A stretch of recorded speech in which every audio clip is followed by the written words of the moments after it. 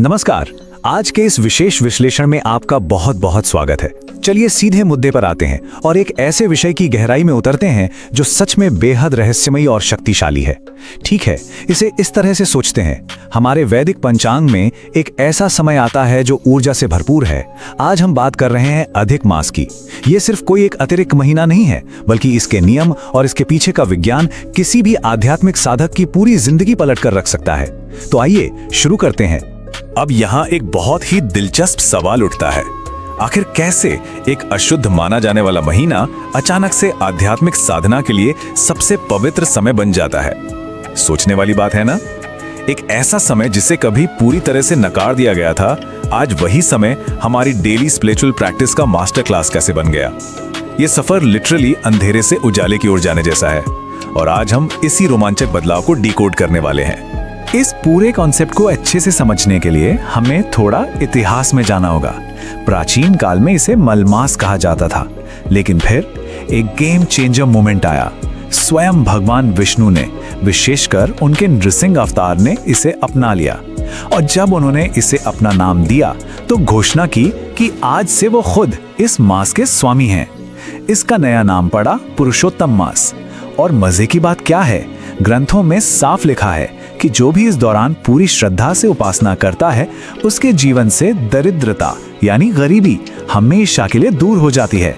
मतलब ये महीना सच में किस्मत चमका सकता है। और ये जो बदलाव था ना, ये कोई छोटा मोटा बदलाव नहीं था। इन दोनों के बीच का अंतर बिल्कुल साफ है। एक तरफ हमारे पास पुराना मलमास है, जिसे अशुद्ध और किसी भी शुभ काम के लिए पूरी तरह अनफिट माना जाता था, और दूसरी तरफ है इसका नया चमक चमाता हुआ स्वरूप पुरुषोत्तम मास, जिसे स्वयं श्री हरि का आशीर्वाद प्राप्त है। अब यह स्वरूप इच्छाएं पूरी करने वाला और आपके पुण्यों को कई गुना बढ़ाने वाला बन चुका है। यह साफ दिखाता है कि बस एक ईश्वरीय स्वीकृति किसी भी चीज की पूरी वैल्यू बदल सकती है। चलिए अब आगे बढ़ते हैं हमारे अगले भाग की ओर। आवश्यक दैनिक नियम, यानी कैसे हम अपने रोजमर्रा के कामों से आध्यात्मिक पुण्य को अधिकतम कर सकते हैं। अब बात करते हैं उन सटीक नियमों की जिन्हें आप आसानी से अपने डेली रूटीन में शामिल कर सकते हैं। पहला कदम नहाने से जुड़ा है। अपने नहाने के पानी में थोड़ा सा तिल और आंवला मिलाना बेहद शुभ माना गया है। काफी आसान है, राइट? इसके बाद दूसरा और तीसरा कदम हमारे आहार से जुड़ा है। पूरे दिन में केवल एक बार भोजन करना, और वो भी जमीन पर बैठकर खाना। देखिए, सुनने में ये छोटे छोटे शारीरिक अनुशासन बहुत सामान्य लग सकते हैं, लेकिन शास्त्रों की माने तो ये विशिष्ट कार्य हमें जो फल देते हैं वो सच में अनंत है। यह बस शरीर और मन दोनों को शुद्ध करने का एक शानदार तरीका है। इसी से जुड़ा है हमारा अगला टॉपिक, दान का मल्टीप्लायर प्रभाव, यानी ऐसे कार्य जो 100 गुना फल देते हैं। वैसे तो दान कई तरह के होते हैं, लेकिन इस समय दीपदान और वस्त्रदान का जो महत्व है वो बहुत ही खास है। दीपदान यानी दीपक जलाकर दान करना, ये सीधे तौर पर आपके धन, वैभव और पुण्यों में जबरदस्त वृद्धि करता है। ये सचमुच जीवन में रोशनी लाने का प्रतीक है। और अगर आप जरूरतमंदों को वस्त्र दान करते हैं तो उसका जो आध्यात्मिक फल मिलता है वो कई 100 गुना बढ़ जाता है। कुल मिलाकर कहें तो इन अनुष्ठानों का सीधा कनेक्शन आपकी लगातार बढ़ती समृद्धि और कभी ना खत्म होने वाले पुण्यों से है। अब हम बात करेंगे उचित पूजा विधियों की, जिसमें मंत्र, ग्रंथ और भक्ति शामिल हैं। अब यहाँ जो डिटेल्स हैं वो बहुत ही इंटरेस्टिंग है। इनमें साफ साफ बताया गया है कि किनका स्मरण करना है। प्रतिदिन भगवान विष्णु के नामों का जाप करना तो जरूरी है ही, लेकिन साथ ही श्री राधा जी और लक्ष्मण जी के नामों का जाप करना आपको हर तरह के दोष और पाप से मुक्ति दिलाता है। इसके अलावा इस पूरे महीने में श्री कृष्ण भागवत कथा, श्री राम कथा और विष्णु महापुराण को सुनना अत्यंत फलदायी है। और हाँ, अगर पॉसिबल हो तो धार्मिक तीर्थ स्थलों पर स्नान करने से मोक्ष की प्राप्ति होती है। ये सभी चीजें इस पवित्र महीने की एनर्जी को पूरी तरह से एक्टिवेट कर देती हैं। कथा सुनने के साथ साथ एक और चीज है जो बहुत ही क्रूशियल है, तुलसी पूजन। अधिक मास में अगर आप पूरे नियम से तुलसी जी की पूजा करते हैं तो घर में कभी भी धन या वैभव की कमी नहीं होती।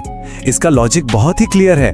तुलसी के पौधे को सीधे तौर पर देवी लक्ष्मी का साक्षात प्रतीक माना गया है, तो जाहिर सी बात है तुलसी जी की आराधना करने का सीधा मतलब है देवी लक्ष्मी का आशीर्वाद पाना और अपनी आर्थिक स्थिति को एकदम मजबूत करना।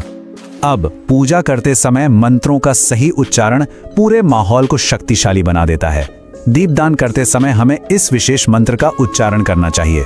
पूरा सागरोत्पन्नो विष्णुना विधृत करें नित्य 5 योन नमस्तुते, दीप 50 नमस्तुते। मैं यहाँ एक सेकंड रुकता हूँ ताकि आप इन शब्दों को सच में विजुअलाइज कर सकें और आत्मसात कर सकें। ये वही अचूक मंत्र है जो सीधे तौर पर इस महीने की छिपी हुई आध्यात्मिक शक्ति को जगा देता है।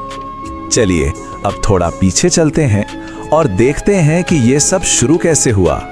अधिक मास की उत्पत्ति, वनवास, भक्ति और ईश्वरीय कृपा की ये एक अद्भुत कथा है। महर्षि नारद द्वारा बताई गई ये कहानी वहां से शुरू होती है जब पांडव जुए में अपना सब कुछ हार चुके थे। उन्हें बहुत ही कठिन वनवास झेलना पड़ा, सिर्फ कंद मूल खाकर जिंदा रहना पड़ा। जब भगवान श्री कृष्ण उनकी इस भयंकर दुर्दशा को देखने वन पहुंचे तो उनका गुस्सा इतना भयंकर था कि सच में तीनों लोग कांप उठे थे। उसी भारी तनाव के बीच अर्जुन ने आगे आकर हाथ जोड़े और बहुत ही प्रेम से स्तुति करके भगवान को शांत किया। जब कृष्ण जी शांत हुए तब उन्होंने पांडवों को मलमास की वो पुरानी कथा सुनाई जिसका कनेक्शन खुद भगवान विष्णु से था। श्री कृष्ण ने बताया कि शुरुआत में मलमास की हालत कितनी ज्यादा दयनीय थी। हर कोई इसे अशुद्ध महीना कहकर बुलाता था। किसी भी शुभ काम या अनुष्ठान के लिए इसे बिल्कुल अनफिट मान लिया गया था। दुनिया भर से इतनी आलोचना और तिरस्कार झेलने के बाद मलमास पूरी तरह टूट चुका था। तब एकदम हताश और खुद को बेकार मानकर मलमास रोते हुए सीधा भगवान विष्णु के पास पहुंचा। उसने उनके चरणों में गिरकर अपने उद्धार के लिए आंसू बहाए। और आपको पता है, एक नकारे गए महीने का यही वो पूर्ण समर्पण था जिसने हमेशा के लिए इसका भाग्य बदल कर रख दिया। तो इस पूरी कहानी और नियमों को गहराई से समझने के बाद एक बहुत ही पावरफुल विचार हमारे सामने आता है। जरा सोचिए, अगर ईश्वरीय कृपा एक सबसे ज्यादा नकारे गए और तिरस्कृत महीने को उठाकर सर्वोच्च आध्यात्मिक स्थान पर बिठा सकती है, तो फिर एक पूरी तरह समर्पित साधक के लिए आखिर क्या सीमाएं हो सकती हैं? सच कहूं तो बिल्कुल कोई सीमा नहीं है। ईश्वर की कृपा सच में असीमित है। जरूरत है तो बस अटूट समर्पण की और उन डेली रूटीन और सही दान को अपनाने की जिनकी आज हमने चर्चा की। इसी विचार के साथ हम आज का यह विश्लेषण यहीं समाप्त करते हैं। हमें पूरी उम्मीद है कि इस पवित्र समय का सही उपयोग करके आप अपने जीवन को एक नई और सकारात्मक दिशा दें।